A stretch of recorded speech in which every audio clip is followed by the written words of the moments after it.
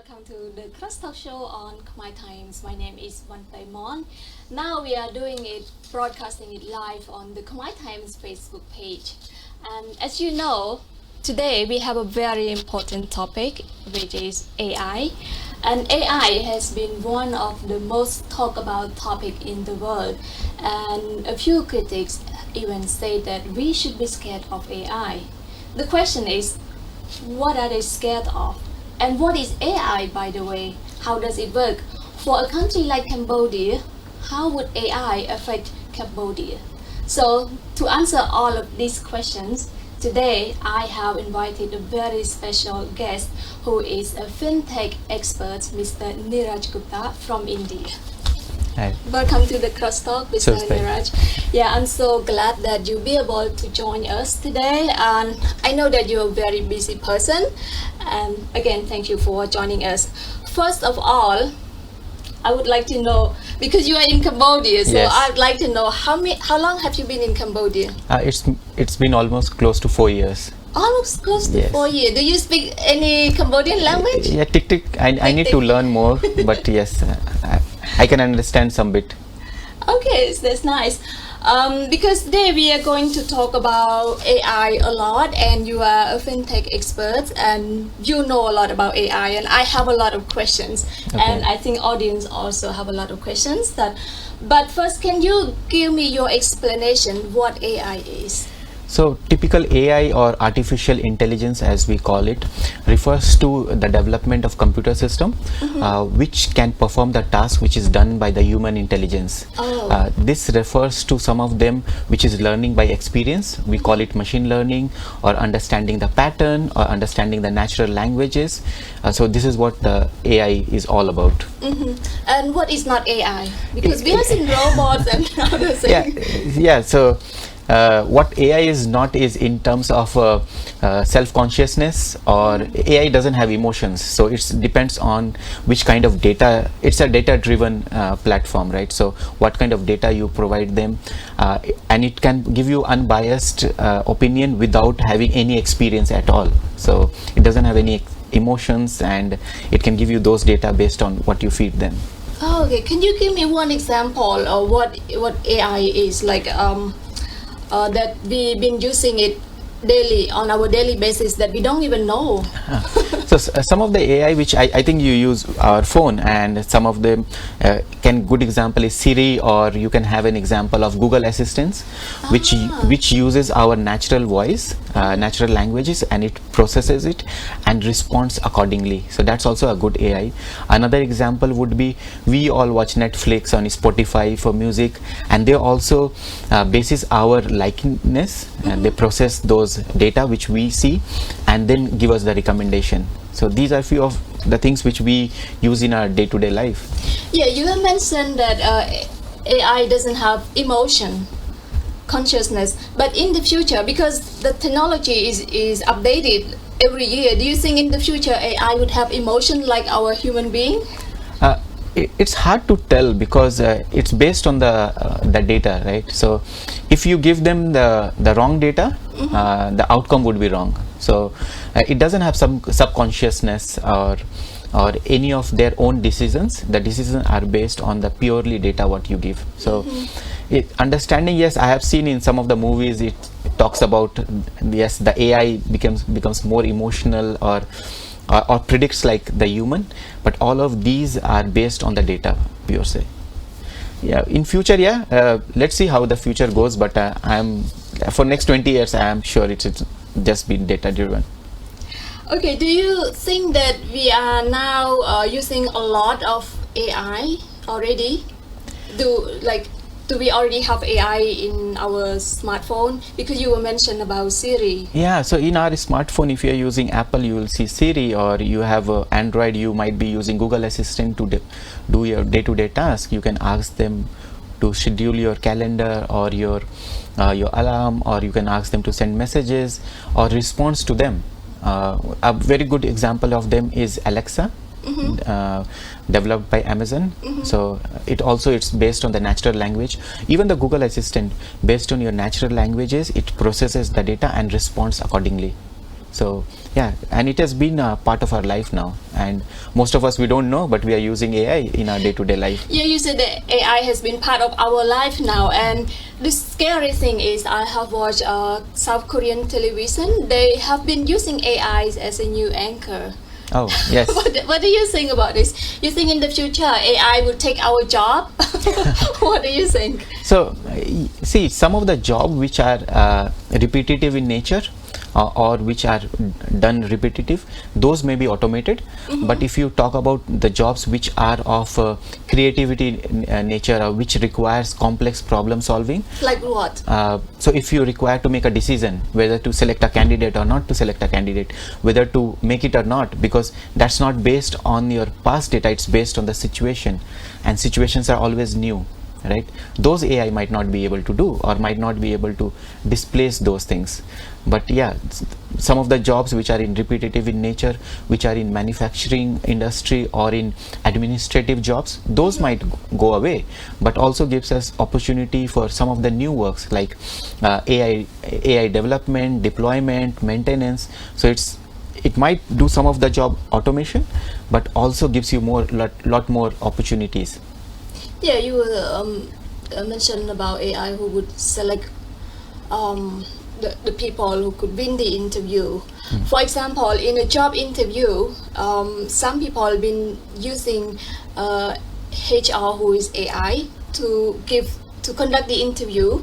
And do you think in the future AI will be able to select who will win the competition or win the interview for job interview, etc.? See, the primary level of job interview can be done by AI. For example, resume screening, the response which the candidate gives, or his qualification. But the final judgment, I think, will still be human based because of the nature of the job and the hiring process. So I think the primarily can be taken by AI, but the final decision still has to be human based. Okay, so we still have hope then. Yes, definitely. Yes, definitely. Yeah, I have read that a few critics of AI said that we should be scared of AI. In your opinion, what are they scared of? What they scared of? Yes, I also have gone through those critics, and it is good for them. They are highlighting some of the other part which we might not be the fintech enthusiast might not see that. But some of them, they're scared of job displacement due to automation, some of the way the AI has been deployed and the ethical use of AI, and the autonomous use as well, because it can be used for your autonomous warfare as well. So that is what they are scared of. So their scary is rightly, because if you are not deployed the AI properly, it might go against us. But I don't see that in the near future, because if a job displacement is their concern, but it's still giving you a job opportunity by development, maintenance, and deployment as well. And how the data is fed also matters. So the critics' concerns are rightly, but there has to be an ethical way how you do it. As of now, in today's scenario, most of them they also lack like data privacy, like people will have data privacy issues, but I think people are getting aware about it, and they're dealing with it. As and when the time comes, we will see more of these getting in our day-to-day life, and more ethical part. Okay, because now they have like ChatGPT 1, ChatGPT 3, ChatGPT 4 until 4. You can ask them to write anything for you, especially writing PR or email. Do you think this kind of writing is accurate? The information that AI collected, is it accurate? Do you believe in that writing? Let me tell you example. When calculators were brought to the schools in late 90s, the teacher went on a strike saying that they will lose their job. The same thing for if you talk about ChatGPT or any of these bots like BART and all, they are primarily based on data which are available, and they collect those data and provide to you. Okay, so the accuracy of the data is also a concern, because if the data is not correct, if the outcome will be incorrect, right? Like for example, in my company, we always tell them, okay, this is a topic, go to ChatGPT and answer those, okay? And when they find out, my next action for them is, can you tell me which are the section which was wrong done by ChatGPT? Oh, really? Yeah, because you get inclined to that only, right? But you need to use your brain, and now you're thinking differently, like whether the grammatically correct or the instances which the ChatGPT is providing you is correct or not. Yes, so it's all based on the data. If you give a wrong data, the outcomes are wrong. So you're saying that you will be able to tell if this person write an article using AI or not. So you will be able to tell that. Yeah, now you can know if someone has written an article using artificial intelligence or not. Is it human or not? That you can do it. In fact, in most of these Western universities, when the ChatGPT and other came, the students were using it, but now the professor can make out same, because you have another machine which detects whether it is done by the ChatGPT or not. So if you are a professor, would you encourage your student to use AI to write an article, to do things for them? AI will help you instigate or bring the idea, but the rest of them has to be yourself, because it can give you, like if you wanted to write something on the current topics, or say, let's take example of AI, you wanted to write something on AI, it will give you a platform, but rest has to be your idea. Wow. Yeah, I have followed this person called Kai Fu Lee. He's a Taiwanese AI expert, and he claims that 40% to 50% of human job will be lost in 2035. So do you agree with him, and what job that he is talking about? So for Kai Fu Lee, I have been following him for a long time. He has been one of the expert for almost, I think, 3 decades.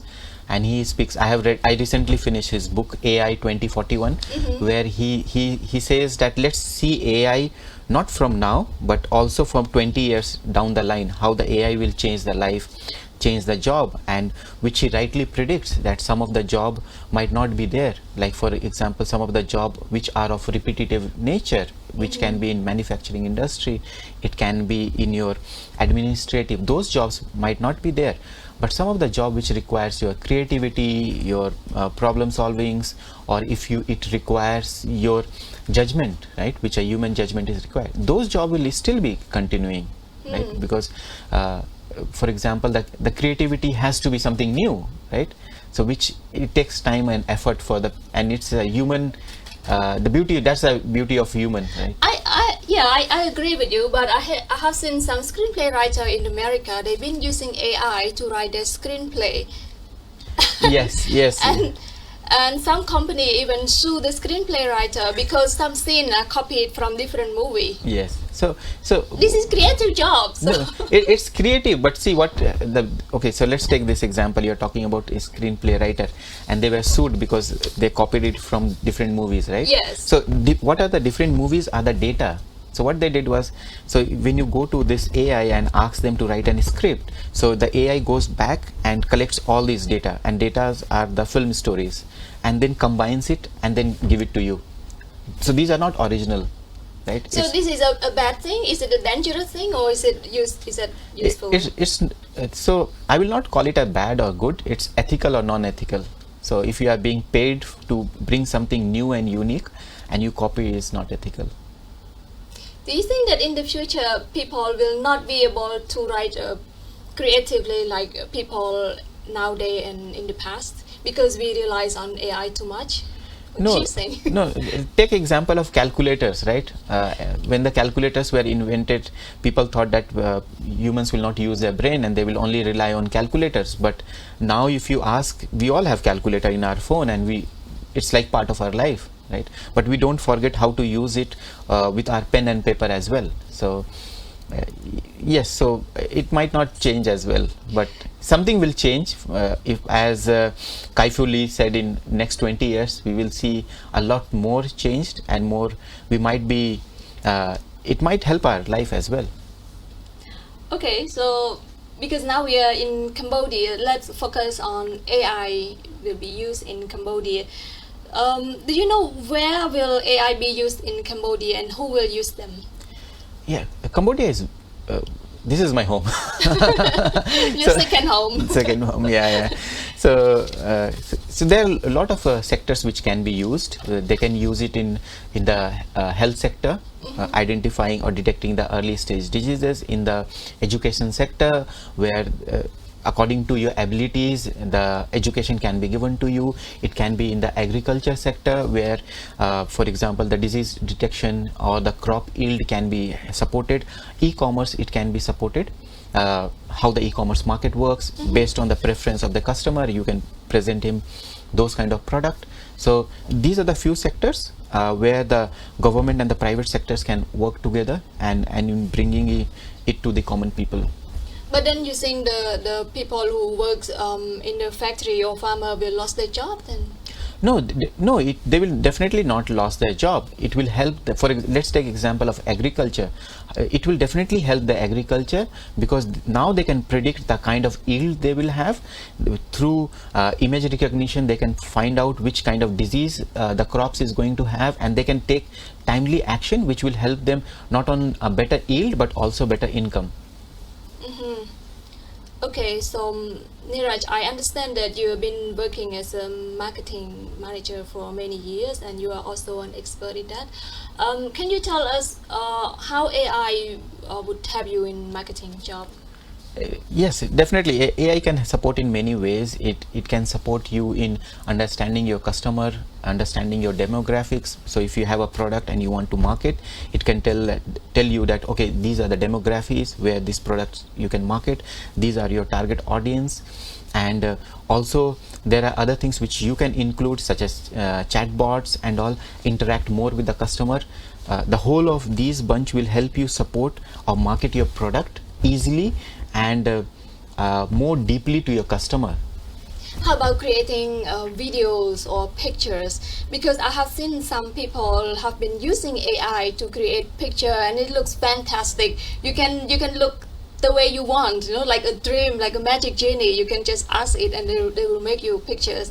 Do you think that AI would be useful for a photographer or for marketing purpose by creating videos and pictures? So for picture, we already have in our smartphone. You say image recognition, so the AI, one of the example of in our smartphone is the photo app, right? It identifies the image and then enhances it, right? So it identify which kind of image does it belongs to a flower, it belongs to a human, what is it like a landscape, and then it enhances that. So yes, so if your question is, will it replace the photographers?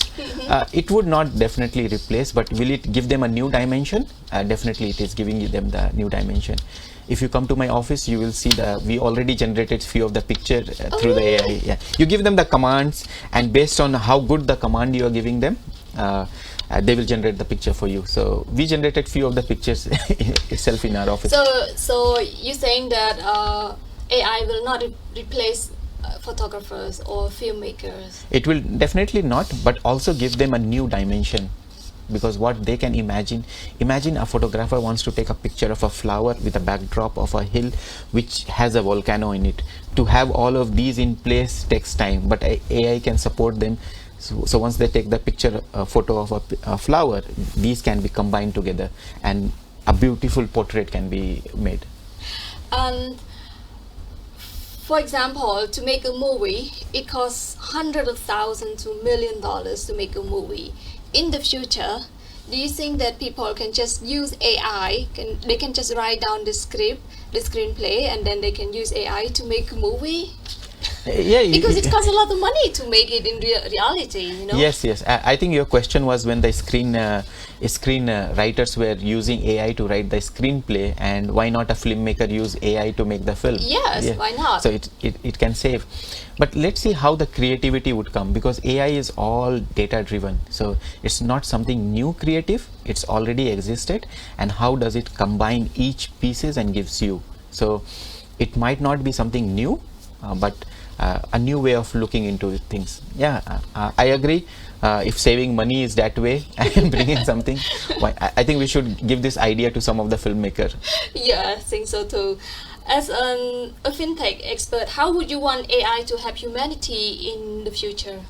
I think AI should be developed for societal change, which will not only help the society as a large, but also helps individual. It can be as long as it is more ethical, it can go in different sectors, not only bringing cost but also early detections. Healthcare is a very good example where early detection can help. Cambodia being a farming market, more than 3 million of our population are farmers. They can help them early detection of that. So it's all about how societal changes and how human you can be to that ground level and support them.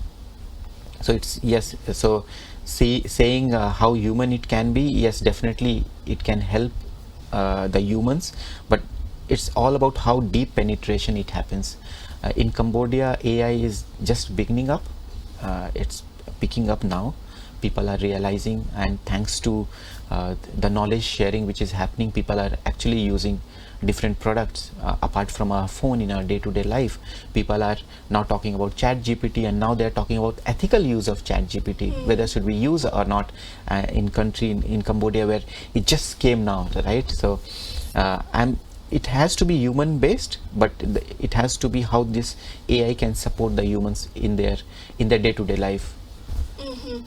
I still have these questions that I would like to ask you. Do you think AI is dangerous to a human being in Yes. the future, or is it going to be like 100% helpful because it can be a co-pilot that we can use it to make our work faster? What do you think? You think it's dangerous? I think if your question is, will it replace humans? Yeah. My answer is no, it will not replace humans. Humans have decision-making ability, creativity, which AI might not have. They might be better at judgment, but based on the data. Will it replace human? No, but will it make our life easy? Definitely yes. It has already made our life easy. Right now, if you want to just play a song and you say, Alexa, play a song from this, or you just hum some music and tell, can you recognize this? And it will recognize and gives you the output.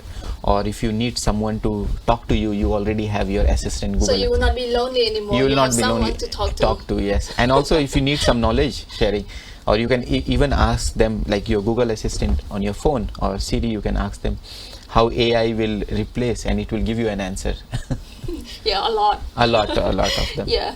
Okay, so to conclude the interview, can you use emotion to tell us how AI make you feel in the future, about the future? AI, to be honest, makes me both excited and also cautious. Okay. Because excited because so many things are happening, our lives will become easier, it will help humanity as a whole, but also cautious because how you use it, because if you are using for automation weapons, it's not good, right? So to me, I have both mixed emotions about it. Really excited, me being from the fintech, I'm really excited how it will change the look and how it will make our lives easier, not only individual me, but as a sector, healthcare, farming, education, how it can make them. But also I'm cautious because if the data, it can become biased if you put a biased data towards it. So it's only the test of the time how we see how these AIs are developed. So right now I have a mixed emotions for both. Oh. Niraj Gupta, thank you so much for joining us today. It's been fascinating talking to you and to learn more about AI. Thank you for joining the Crosstalk today. Thank you so much. And I would like to thank you to the audience for joining us today, and I will see you next week.